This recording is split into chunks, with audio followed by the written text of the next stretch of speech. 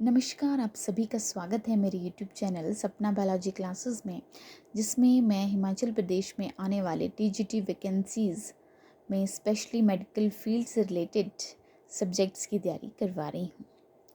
तो अगर आप सीरियस हैं अपनी स्टडीज़ को लेके तो मेरे चैनल के साथ जुड़ें और अपनी तैयारी को बूस्ट करें ताकि आप कमीशन की अच्छी तैयारी कर सकें और टेस्ट क्लियर कर सकें। उसी सीरीज़ में मैं नया चैप्टर जेनेटिक्स स्टार्ट किया है, जिसका एक पार्ट मैंने अपलोड कर दिया है।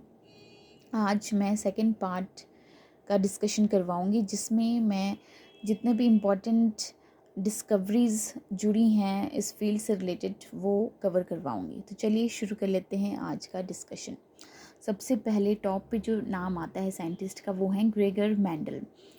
मेंडल जो साइंटिस्ट थे उन्हें फादर ऑफ जेनेटिक्स बोला गया, ठीक है, क्योंकि इन्होंने इस फील्ड में बहुत सारे रिसर्चेस की और जितने भी इम्पोर्टेंट प्रिंसिपल्स हैं हेरिडिटी के वो मेंडल के द्वारा ही दिए गए हैं, ठीक है। आपने पढ़ा होगा मेंडल्स लॉ ऑफ इनहेरिटेंस के बारे में, वो आगे इस चैप्टर में अपनी आने वाली वीडियोस में मैं डिस्कस करवाऊंगी, ठीक है। तो मेंडल को फादर ऑफ जेनेटिक्स बोला गया है और इन्होंने बेसिक प्रिंसिपल्स ऑफ हेरिडिटी दिए हैं। इन्होंने पी प्लांट के ऊपर जितने भी क्रॉस करवाए उनसे कंक्लूड करके बहुत सारे अलग अलग प्रिंसिपल्स ऑफ हेरिडिटी दिए हैं, जैसे law of segregation, law of independent assortment, law of dominance, है ना। तो इस तरह के उन्होंने बहुत सारे प्रिंसिपल्स, बहुत सारे रूल्स बताए हैं, ठीक है। तो ग्रेगर मेंडल को फादर ऑफ जेनेटिक्स बोला जाता है। ये सारे ये सारे साइंटिस्ट डिस्कवरीज मैं क्यों लेके आई हूँ, आप क्यों इस वीडियो को देखें, क्योंकि इन डिस्कवरीज से रिलेटेड भी क्वेश्चन पूछे जाते हैं, अक्सर पूछे जाते हैं। प्रीवियस ईयर्स के आप क्वेश्चन पेपर्स उठा के देख लें तो आपको वहीं से क्वेश्चन मिल जाएगा कि फादर ऑफ जेनेटिक्स किसे बोला जाता था। आपको 4 कंफ्यूजिंग से नाम, सिमिलर नाम दे दिए जाएंगे और आप उन्हीं में कंफ्यूज हो जाएंगे। तो ये क्लियर करना बहुत ज़रूरी है कि कौन सी डिस्कवरी किस साइंटिस्ट से रिलेटेड है, ठीक है। तो ग्रेगर मेंडल को फादर ऑफ जेनेटिक्स बोला गया और उन्होंने बेसिक प्रिंसिपल्स ऑफ हेरिडिटी भी दिए हुए हैं। नेक्स्ट आते हैं ई स्ट्रॉसबर्गर और वॉल्थर फ्लेमिंग। फ्लेमिंग से आपने क्या बताया, स्ट्रॉसबर्गर और फ्लेमिंग ने बताया कि they showed that nuclei contained chromosomes, ठीक है। न्यूक्लियाई में क्रोमोसोम्स पाए जाते हैं, ठीक है।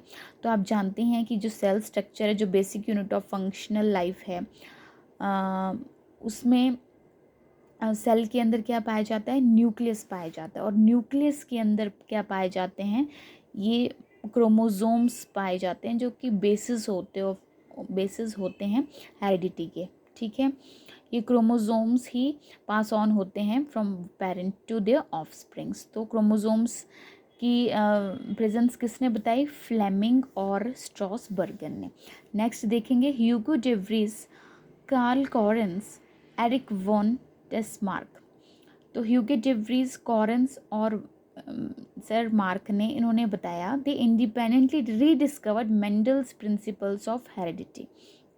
तो वैसे तो मेंडल सर ने बेसिक प्रिंसिपल्स ऑफ हेरिडिटी दिए हैं, लेकिन इंडिपेंडेंटली भी कुछ साइंटिस्ट्स हैं जिन्होंने मेंडल्स प्रिंसिपल्स ऑफ हेरिडिटी के ऊपर रीडिस्कवरी की, ठीक है।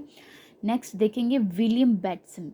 विलियम बैटसन ने क्या कहा, they called the science of heredity genetics. तो जेनेटिक्स नाम जो दिया गया है साइंस ऑफ हेरिडिटी को, वो दिया गया विलियम बैटसन के द्वारा, ठीक है। मेंडल कौन है, फादर ऑफ जेनेटिक्स हैं, लेकिन जेनेटिक्स किसने बोला साइंस ऑफ हेरिडिटी को, विलियम बैटसन ने बोला है। जेनेटिक्स किसने बोला है, विलियम बैटसन ने। ओके, अब है डब्ल्यू जॉनसन। डब्ल्यू जॉनसन ने क्या बताया, they introduce the term gene. बहुत इंपॉर्टेंट टर्म है, टर्म जीन बहुत इंपॉर्टेंट है अपने आप में। और जीन किसने इंट्रोड्यूस करवाई हमें, डब्ल्यू जॉनसन ने। और ये जो है वो प्रीवियस ईयर्स में ये क्वेश्चन पूछा जा चुका है कि टर्म जीन किसने दी है, तो वो दी है डब्ल्यू जॉनसन ने। नेक्स्ट देखेंगे फ्रेडरिक ग्रिफ्थ। तो इन्होंने क्या बताया, दे discovered genetic transformation of a bacterium. तो बैक्टीरियम में जो कंजुगेशन होती है, रिप्रोडक्शन होती है, तो वो ट्रांसफॉर्मेशन, जेनेटिक ट्रांसफॉर्मेशन कैसे होती है वो बताया फ्रेडरिक ग्रिफ्थ ने। ठीक है, नेक्स्ट है हैरियट क्रिक्टन या बारबरा मैकक्लिंटॉक। तो बारबरा मैकक्लिंटॉक ये भी बहुत इंपॉर्टेंट नाम है, यहाँ से भी क्वेश्चन आ चुका है। They showed the genetic recombination in maize. Barbara मैकक्लिंटॉक ने क्या बताया, जेनेटिक रिकम्बिनेशन इन मेज।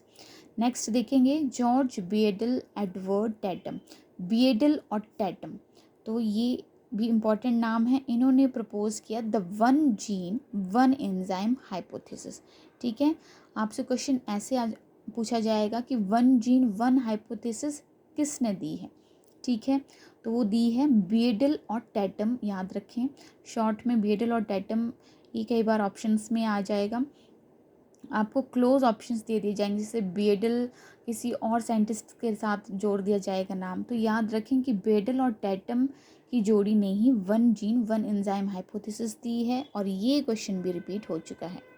नेक्स्ट देखेंगे लेडरबर्ग एंड एडवर्ड टैटम, है ना। मैंने आपको बताया कि जो डिस्कवरी की है साइंटिस्ट ने, उनके नाम थोड़े शफल कर दिए जाएंगे। तो लेडबर्ग और टैटम ने क्या दिया है, दे डिस्कवर्ड कंजुगेशन इन बैक्टीरिया। बैक्टीरिया में कंजुगेशन कैसे होता है वो डिस्कवरी की किसने, लेडरबर्ग और टैटम ने, और ये भी क्वेश्चन बहुत बार पूछा गया प्रीवियस ईयर्स में। नेक्स्ट देखेंगे बारबरा मैकक्लिंटॉक। बारबरा मैकक्लिंटॉक ने मेज में क्या बताया, जेनेटिक रिकम्बिनेशन बताया। ठीक है, they reported jumping genes now called transposable genes in maize. तो जंपिंग जीन्स से रिलेटेड क्वेश्चन प्रीवियस ईयर्स में देखा जा चुका है। जंपिंग जीन्स से याद रखें नाम बारबरा मैकक्लिंटॉक का, और जंपिंग जीन्स किस में देखे गए, मेज में, जिन्हें अब ट्रांसपोजेबल जीन्स भी बोला जाता है। ठीक है, तो क्वेश्चन ऐसे ही फ्रेम हो जाएगा कि जंपिंग जीन्स को और क्या बोला जाता है और कौन से जीन्स बोला जाता है। Jumping genes means transposable genes and that was observed in maize plant. Next देखेंगे James Watson and Francis Crick. Watson और क्रिक ने क्या दिया है, they proposed the double helical model of DNA. तो डीएनए का जो डबल हेलिकल स्ट्रक्चर है वो दिया गया वॉटसन और क्रिक के द्वारा। नेक्स्ट पॉइंट देखेंगे कॉर्नबर्ग। कॉर्नबर्ग जो साइंटिस्ट थे उन्होंने क्या बोला है, they isolated DNA polymerase 1 from E coli. तो डीएनए पॉलीमरेज 1 जो एंजाइम है वो उन्होंने आइसोलेट किया है, और ये जब ट्रांसलेशन और ट्रांसक्रिप्शन पढ़ेंगे हम आगे इसी जेनेटिक चैप्टर में, तो वहाँ देखेंगे इनका क्या रोल है। तो कॉर्नबर्ग ने कौन सा एंजाइम आइसोलेट किया, DNA polymerase 1 from E coli. तो आपको क्वेश्चन ऐसे आ सकता है कि डीएनए पॉलीमरेज 1 किस बैक्टीरिया से आइसोलेट किया गया है, तो वो ई कोलाई से आइसोलेट किया गया है, और किसने किया है, कॉर्नबर्ग ने। नेक्स्ट देखेंगे Severo Ochoa. They discovered the first RNA polymerase. तो ये जितने भी एंजाइम्स यहाँ आ रहे हैं वो ट्रांसलेशन और ट्रांसक्रिप्शन से जुड़े हुए हैं, वहाँ पे उनका इम्पॉर्टेंट रोल है। ठीक है, नेक्स्ट है फ्रैंकोइस जैकब, मैथ्यू मैसेल्सन या सिडनी ब्रेनर। ठीक है, दे डिस्कवर्ड mRNA।